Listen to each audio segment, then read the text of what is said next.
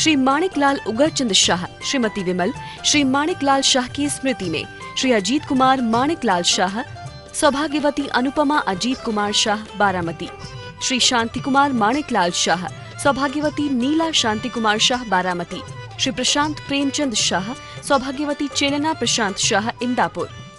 जो संसार पतन का कारण, उन विकल्प जालों को छोड़, क्योंकि जहाँ विकल्प है वहाँ नियम से वह विकल्प संसार के पतन का ही कारण बनता है।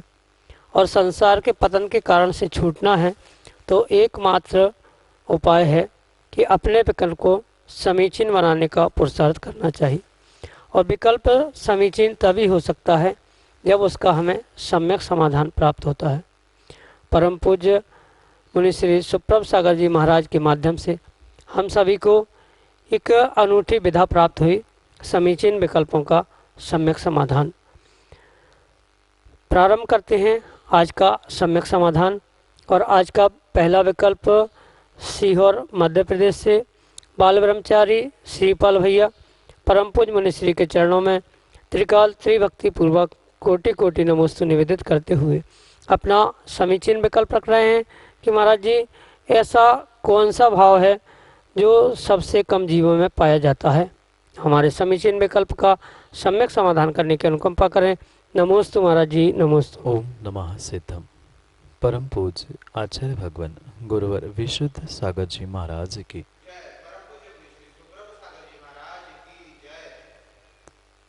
आगम ग्रंथों में जीवों के विषय में 5 असाधारण भावों की व्याख्या तत्वार्थ सूत्र ग्रंथ में प्राप्त होते। बाकी साधारण भाव स्वभाव रूप या गुण रूप जैसे सामान्य द्रव्यों में सभी द्रव्यों में प्राप्त होते हैं, वो तो जीव में अस्तित्व वस्तुत्व रूप तो होते ही है।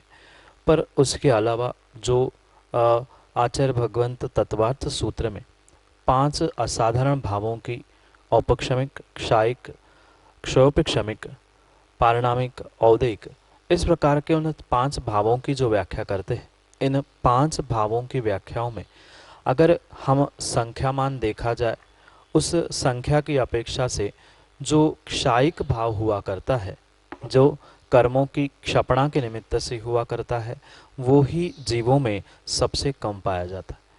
क्योंकि पारिणामिक भाव सभी जीवों में होता है, चाहे भव्यत्व अभव्यत्व में एक रहे या जीवत्व तो रहेगा ही रहेगा। पुनः क्षयोक्षमिक भाव लगभग संसारी जीवों के निमित्त से वह क्षयोक्षमिक भाव होते ही है। कोई ना कोई ज्ञान के निमित्त से हो या सम्यक दर्शन आदि के निमित्त से हो, वह क्षयोक्षमिक भाव भी बहुत सारे जीवों में प्राप्त होने की संभावना है। कर्मों के उपशम से जो हुआ करता है, वो औपशमिक भाव भी बहुत सारे जीवों में प्राप्त हो सकता है, जो सम्यक को प्राप्त करने के लिए अभिमुख होता है, या जो औपक्षमिक सम्यक दृष्टि होता है उसके भी भाव वह दबाने कर्मों के दबाने के निमित्त से औपशमिक हुआ करते हैं। इसलिए वह भी भाव बहुत सारे जीवों में प्राप्त हो सकते हैं। साथ साथ जो औदैहिक भाव होते हैं, यानी कर्मों के उदय से होने वाले भावों को जो औदैहिक भाव कहा जाता है, वह लगभग क्या सभी जीवों के साथ कर्म का यह संसारी जीवों के साथ कर्म लगे हुए होने से, उनका उदय आदि होने के कारण से उनका औदैहिक भाव प्रतिदिन प्रति समय चलता है संसार जीवों के अपेक्षा से। इस अपेक्षा से अगर हम समझे तो जो क्षायिक भाव, क्षायिक सम्यक दृष्टि, साथ साथ क्षायिक चारित्रधारी और जो अनंतानंत सिद्ध परमेष्टि भगवान हैं, उन की अपेक्षा से वह क्षायिक भाव की ही हमें संख्या समझनी होगी। क्योंकि उस विषय में हम जीवों के 2 भेदों को हमें समझना आवश्यक है। संसारी जीवों की अपेक्षा से सबसे कम अगर कोई भाव होता है तो वह क्षायिक भाव ही होता है। भले ही सिद्ध भगवान का क्षायिक भाव होता है, वे अनंतानंत है, पर वे संसारी जीवों के गणना में नहीं आते हैं और उनकी गणना भिन्न है। वहाँ सिद्धों में या उन सिद्ध शिला पे जितने जीव मुक्त हो चुके हैं, उन मुक्त जीवों में अन्य कोई भाव नहीं होता, वह मात्र क्षायिक ही होता है। वहाँ अल्पबहुत्व नहीं हो सकता। इसलिए संसारी जीवों में ही अल्पबहुत्व की अपेक्षा से मात्र और मात्र क्षायिक भाव कर्मों की क्षपणा से जो होता है वह सबसे कम होता है। और यही आपके लिए सम्यक समाधान। सुनीता जैन बूंदी राजस्थान से परम पूज्य मुनिश्री के चरणों में बारंबार नमोस्तु निवेदित करते हुए अपना समीचीन विकल्प रख रहे हैं कि महाराज जी, अगर कोई इंसान पूजा पाठ जाप स्वाध्याय ये सब करे लेकिन संयम से नहीं रहे तो उन्हें इन सब का कितना पुण्य मिलेगा या नहीं। हमारे समीचीन विकल्प का सम्यक समाधान करने की अनुकंपा करें। नमोस्तु महाराज जी, नमोस्तु। जीवों की अपने परिणाम परिणति के निमित्त से उसकी कर्मों के निर्जरा, उससे पुण्य पाप आदि सबकी प्राप्ति होती है। जैसे कि आपका विकल्प है, आप या कोई व्यक्ति स्वाध्याय या पूजा पाठ भक्ति वंदना आदि करता है, ये पक्का मानना जीव जिस कार्य को परिपूर्ण रूप से श्रद्धापूर्वक करता है उसमें उस क्रिया में उसकी समीचीनता है, यानी उस क्रिया में वह सम्यक के साथ अपनी क्रियाओं को करता है, सम्यक दर्शन को साथ लिए हुए इन क्रियाओं को क्रियान्वित कर रहा है, तो नियम से उसके लिए वह पुण्य का अर्जन करने वाली ही क्रियाएं हो सकती। साथ साथ ये भी बात हमें समझनी होगी, अगर कर्मों की निर्जरा की अपेक्षा से समझे तो आचार्य भगवंत स्पष्ट कहते हैं कि कर्मों की निर्जरा उन्हीं जीवों की विशेष रूप से होती है। वह जैसे उमा स्वामी भगवान ने उसके विषय में क्रम लिखा है, ऐसे उस क्रम से सम्यक दृष्टि, उससे अधिक श्रावक जो व्रती होता है, उससे अधिक जो अनंताबंधी की विसंयोजना करता है, ऐसे क्रम से उनके विषय में कर्मों की निर्जरा का विषय हमें समझना होगा। और जो विशेष कर्मों की निर्जरा करता है वह पाप रूप वह विशेष पुण्य को भी प्राप्त करता है, और साथ साथ वो ही विशेष रूप से अपने जीवन में बदलाव भी ला सकता है।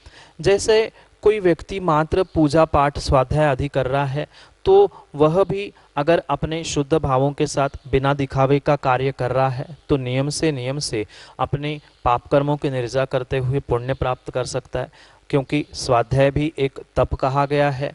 और उस स्वाध्याय को प्राप्त करने से बहुत सारे, भले ही उस विषय को जीव समझे नहीं समझे पर श्रद्धापूर्वक पढ़ रहा है सुन रहा है, तो भी उसके असंख्यात गुण श्रेणी के निर्जरा मात्र ग्रंथों का श्रद्धापूर्वक स्वाध्याय करने से हुआ कर।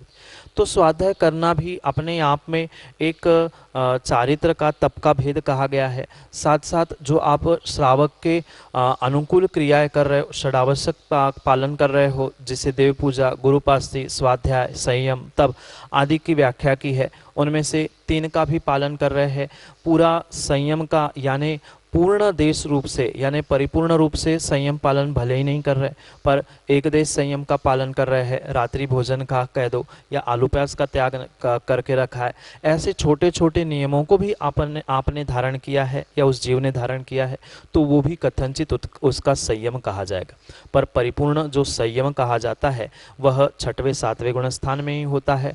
अब उस संयम की महिमा के अपेक्षा से हम समझे तो आचार्य भगवान स्पष्ट कहते हैं, जो ये संयम यानी चारित्र को धारण करने वाले 6वें 7वें गुण स्थानवर्ती 3 गुप्ती के धारक मुनिराज होते हैं, वह परिपूर्ण रूप से अपने उस चारित्र और संयम के निमित्त से मात्र उच्छ्वास मात्र में कई वर्षों की तपस्या में जो कर्मों की निर्जरा एक श्रावक करता है, वह मात्र एक उच्छ्वास मात्र में वो जो सम्यक चारित्र को या संयम को धारण करने वाले जीव होते हैं वह श्रावक की अपेक्षा से करते।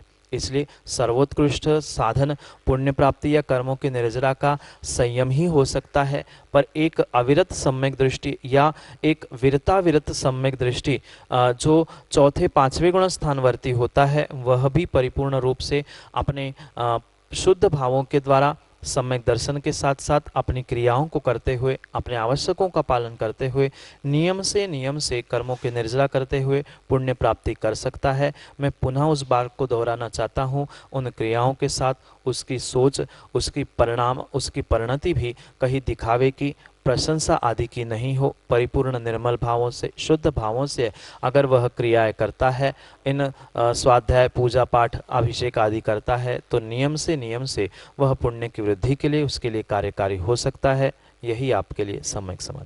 धनु जैन, जतौरा, टीकमगढ़, मध्य प्रदेश से परम पूज्य मुनिश्री के चरणों में बारंबार नमोस्तु निवेदित करते हुए अपना समीचीन विकल्प रख रहे हैं कि महाराज जी, हमें अपने नियमों एवं लक्ष्य के प्रति जागरूकता कैसे लानी चाहिए। हमारे समीचीन विकल्प का सम्यक समाधान करने की अनुकंपा करें। नमोस्तु महाराज जी, नमोस्तु। हमें अपने उन नियम और लक्ष्य आदि के निमित्त से स्वयं को ही स्वयं से ही जागरूकता लाने की आवश्यकता है।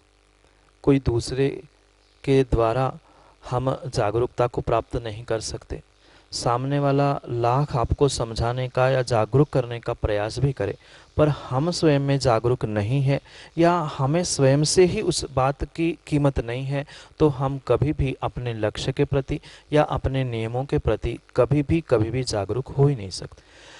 व्यक्ति को मात्र नियम और लक्ष्य नहीं, अपितु अपने जीवन के प्रत्येक कार्यों के प्रति जागरूक होकर और प्रत्येक कार्य को समय पर समय की बात समझने के लिए या बहुत ही एक अपनी गहरी सोच बना के उस क्रियाओं को, प्रत्येक कार्य को जीवन में करना आवश्यक होता है। व्यक्ति ये सोचता है कि अगर मेरा लक्ष्य पढ़ाई का है तो मैं मात्र पढ़ाई में ही जागरूक हो लूँ, बाकी क्रियाओं में तो मैं ऐसा ही कर लूँ, पर उससे भी काम होने वाला नहीं है। अपने लक्ष्य की प्राप्ति परिपूर्ण रूप से जीव तभी प्राप्त कर सकता है जब अपने लक्ष्य के साथ साथ सामान्य जो क्रिया दिन भर में जीव करता है उन क्रियाओं में भी वह जागरूक होकर क्रिया करे।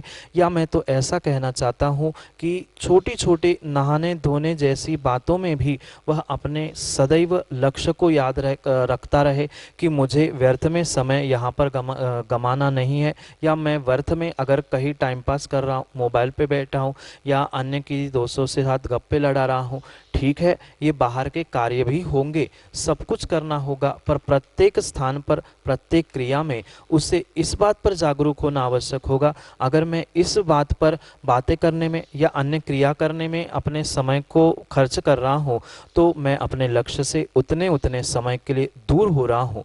ये जिस दिन उसे भान हो जाएगा वह प्रत्येक कार्य में अपने लक्ष्य के लिए जागरूक हो जाएगा। ऐसी ही बात नियमों के विषय में भी हमें समझनी होगी। जो व्यक्ति ने नियम धारण किए हैं उन नियमों को परिपूर्ण रूप से पालन करने से मुझे फल क्या मिलेगा, या नियमों का मैं पालन नहीं करूंगा तो उससे मुझे क्या नुकसान होगा, इस के विषय में अगर व्यक्ति सोचने लग जाएगा तो नियम से वह प्रत्येक क्षण और प्रत्येक समय में अपने नियमों के बारे में, अपने लक्ष्य के बारे में जागरूक हो सकता है।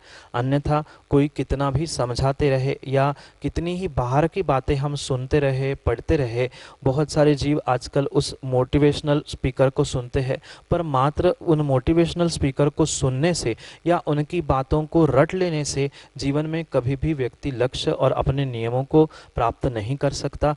परिपूर्ण रूप से चाहे उनकी बातें हो चाहे अपने स्वयं की बातें हो, वह हमें स्वयं को ही करनी होगी, क्योंकि मात्र सुनने से, देखने से, किसी के दृष्टांत को याद करने से अपना जीवन बदलने वाला नहीं है। व्यक्ति को स्वयं से अपने लक्ष्य और अपने नियमों के प्रति, अपने जीवन के प्रति जागरूक होना होगा। व्यक्ति तभी अपने नियम और लक्ष्य के प्रति जागरूक हो सकता है जब व्यक्ति अपने स्वयं के जीवन के प्रति जागरूक हो सकता है। जिस व्यक्ति ने इस मनुष्य पर्याय की दुर्लभ जीवन को अपनी जिंदगी के बारे में कभी सोचना ही प्रारंभ नहीं किया है, उसने कभी अपने जीवन के बारे में ही जागरूक होना सीखा ही नहीं है, मात्र आलस, प्रमाद या समय काटना इतना ही सीखा है। मात्र कहता है कि मैं ये लक्ष्य प्राप्त करना चाहता हूँ, मैं अमुक डिग्री प्राप्त करना चाहता हूँ, या मात्र भगवान के सामने बैठकर मुझे ये नियम प्राप्त हो जाए, मैं नियम का पालन कर लूँ, मेरी समाधि हो जाए।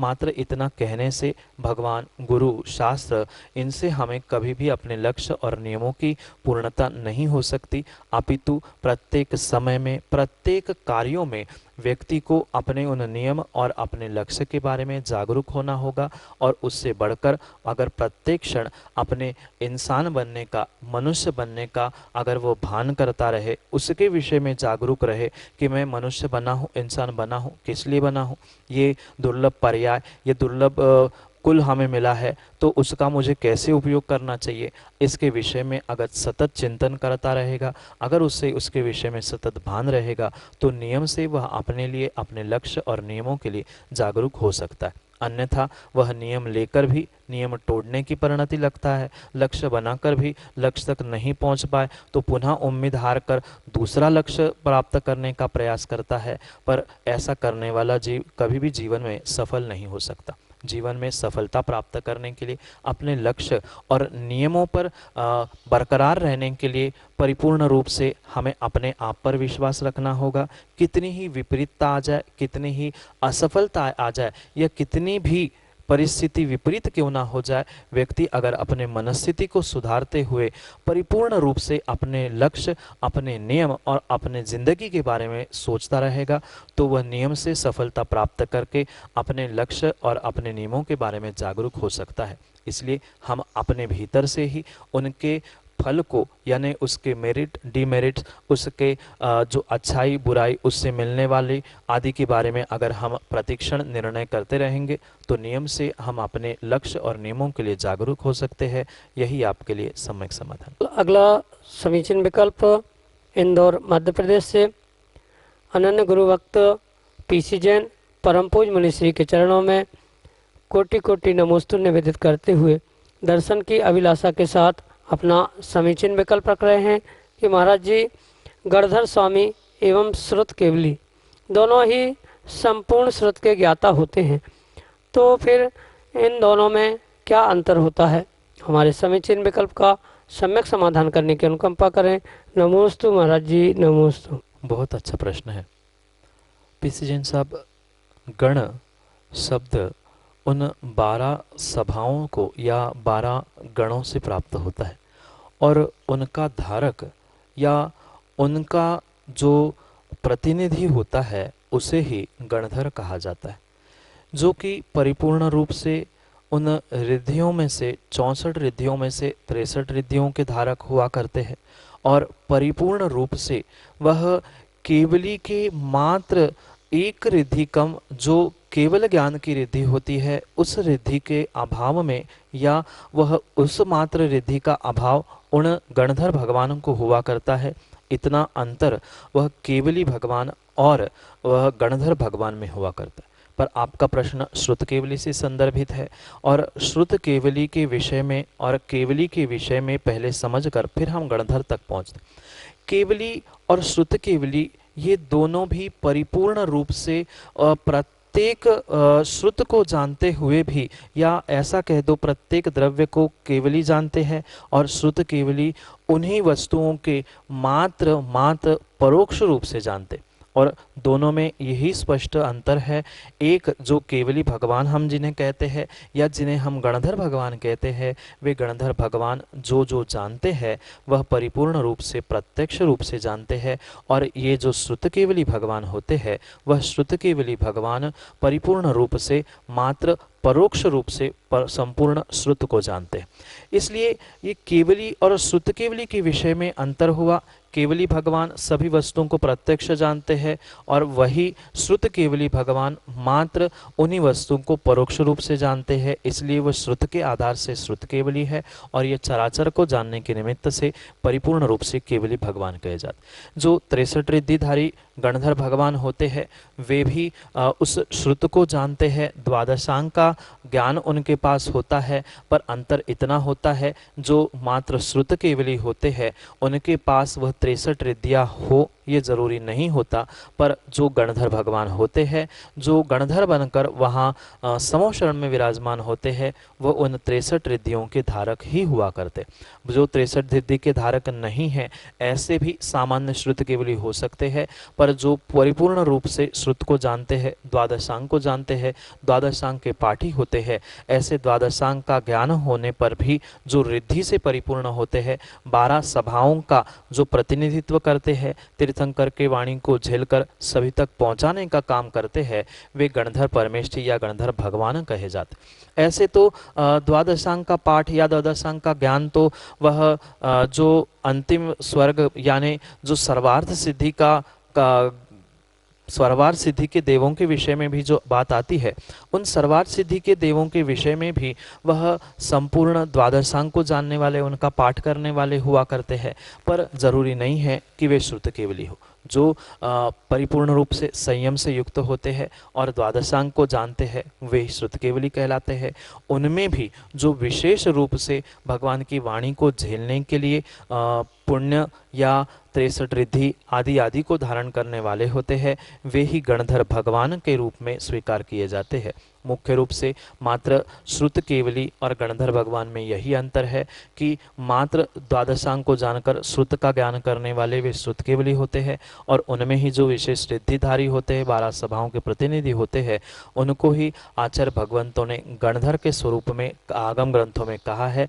मुख्य यही दोनों में अंतर है, यही आपके लिए सम्यक समाधान है। मुकेश गंगवाल 12 राजस्थान से परम पूज मनीश्री के चरणों में बारंबार नमोस्तु निवेदित करते हुए कह रहे हैं कि महाराज जी, वर्तमान में प्रायः हम ज्योतिष के सहारे ही अपना भविष्य देखते हैं, तो क्या ज्योतिष से हम अपना भविष्य बदल सकते हैं? हमारे समीचीन विकल्प का सम्यक समाधान करने की अनुकंपा करें।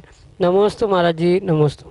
मुकेश जी, मैं कई बार इस विषय को कह चुका हूँ, पुनः आपके निमित्त से इस विषय को दोहराते हुए कहना चाहता हूँ। चाहे ज्योतिष हो, वास्तु हो, ये सभी कुछ अपने जीवन के लिए, अपने आप के लिए एक निमित्त भूत है, और व्यक्ति के साथ, मनुष्यों के साथ जो कुछ भी हुआ करता है, परिपूर्ण रूप से उसके स्वयं के पूर्व जन्म के किए हुए कर्मों के अनुसार ही क्रियाएं होती। और वर्तमान में हम जिस प्रकार का पुरुषार्थ कर रहे हैं, जिस प्रकार का कर्म का आश्रय कर रहे हैं, वैसे ही कर्मों का जो बंध हुआ था, वैसे ही कर्मों का उदय आने वाले समय में हमारे निमित्त से, हमारे कारण, हमारे जीवन में होता रहेगा। इसलिए जो हम भविष्य के द्वारा में भविष्य काल की कुछ बातों को जानने का प्रयास करते हैं, या ज्योतिष के द्वारा उस भविष्य को समझने का प्रयास करते हैं, ये परिपूर्ण रूप से कुछ अंशों में निमित्त है, और व्यक्ति का उपादान, कर्म की सत्ता, कर्म का उदय, आश्रय बंध, यही परिपूर्ण रूप से उसके जीवन को अच्छा बुरा बनाने के लिए कार्यकारी हो सकता है। मैं किंचित भी पुनः कहता हूँ, ज्योतिष का निषेध नहीं कर रहा हूँ। हमारे आगम ग्रंथों में भी आचार्य भगवंतों ने इस निमित्त शास्त्र, ज्योतिष शास्त्र आदि सभी विद्याओं का व्याख्यान अवश्य किया है, पर ये विद्या परिपूर्ण रूप से निमित्तभूत है, ये खंड विद्याएं है। उनके द्वारा हम ज्योतिष के द्वारा भविष्य का ज्ञान तो कर रहे हैं, पर जरूरी नहीं है कि 100% वह ज्योतिष से बताया गया ज्ञान परिपूर्ण रूप से सत्य हो, क्योंकि वह एक परोक्ष और अनुमानित ज्ञान है। आगम भी एक परोक्ष प्रमाण है। परोक्ष रूप से हम उस पर एक अनुमान लगाते हुए भविष्य का ज्ञान करते हैं, और उस भविष्य में चाहे अच्छे को बुरा करना या बुरे को अच्छा करना परिपूर्ण रूप से वे ज्योतिष पर निर्भर नहीं करता, अपितु मेरे स्वयं के पुरुषार्थ पर ही निर्भर करता है। जो भी हम ज्योतिष से आने वाले भविष्य की बात समझ रहे हैं, वह परिपूर्ण उसके समझने से वैसी नहीं है, अपितु मैंने जो कुछ भी क्या किया है, कर्मों का वैसा उदय, उसके लिए जो निमित्त भूत ये ज्योतिष है, उस निमित्तों से हम आने वाले अपने उस पुरुषार्थ के फल को, जिसे हम भविष्य कहते हैं, उसे समझने का प्रयास करते। तो क्या फल के द्वारा ही हम पुनः फल प्राप्त कर सकते हैं? पर फल नहीं कर सकते, अपितु फल में जो बीज था, जो उस कार्य का कारण था, उस कारण को समझने के साथ ही हम उसके फल को, वृक्ष को प्राप्त कर सकते।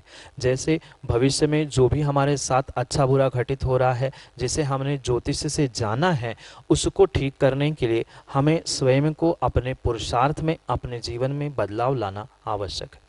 जैसे कि एक छोटा सा दृष्टांत दे दूं, जैसे थर्मामीटर है, और उस थर्मामीटर के द्वारा हमने बुखार को तो नापा है, पर बुखार को नापने के बाद हम उस थर्मामीटर से बुखार ठीक नहीं कर सकते। बुखार ठीक करने के लिए दवाइयाँ खानी पड़ेगी। ऐसे ही ये ज्योतिष एक थर्मामीटर की तरह हमारी भविष्य की बातों को बता सकता है, पर ठीक करने की शक्ति हमारे में ही है। ज्योतिष शास्त्रों में, ज्योतिष में नहीं है, न भविष्य में है। वर्तमान में हम जितना अच्छा अच्छा पुरुषार्थ करेंगे उतना ही आने वाले समय में हमारे लिए अच्छा पुरुषार्थ हो सकता है या हमारे लिए अच्छा वह भविष्य हो सकता है। इसलिए यह ज्योतिष आदि विद्या थर्मामीटर के समान है। हमारे लिए पुरुषार्थ रूपी दवाई खाए बिना हमारा भविष्य ठीक नहीं हो सकता। ज्योतिष से भविष्य ठीक नहीं होता। ज्योतिष मात्र बताने वाला है, ज्योतिष भविष्य बनाने वाला नहीं है। यही आपके लिए सम्यक समाधान। जय जिनेन्द्र बंधु, आप हम सभी लाभ ले रहे थे समीचीन विकल्पों का सम्यक समाधान इस बहुचर्चित कार्यक्रम का। इस कार्यक्रम के दौरान जो पूछे जाने सवाल होते हैं सुविशुद्ध ज्ञान धारा, वो यूट्यूब के माध्यम से आप उसका लाभ ले सकते हैं। मुनिश्री के प्रवचन शाम को 4 बजे पारस टीवी चैनल से प्रसारित होता है। यूट्यूब चैनल सुप्रभुवाच पे मुनिश्री के प्रवचन एवं मुनिश्री के द्वारा प्रदत्त अभी तक की जो भी ग्रंथों पे वाचना की गई है उसके पूरे डिटेल्स या पूरे प्रवचन आपको उस चैनल सुप्रभुवाच पे मिलेंगे।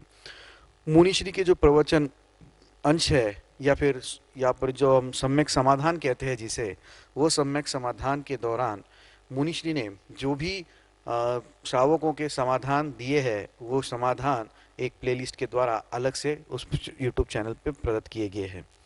मैं आपसे बताना चाहता हूं, अगर आप इस कार्यक्रम से जुड़ना चाहते हो, अगर आप इस कार्यक्रम के पुण्यार्जक बनना चाहते हो, तो जो हमारे नंबर्स है 8707548811, इससे हमें आप जरूर संपर्क करें।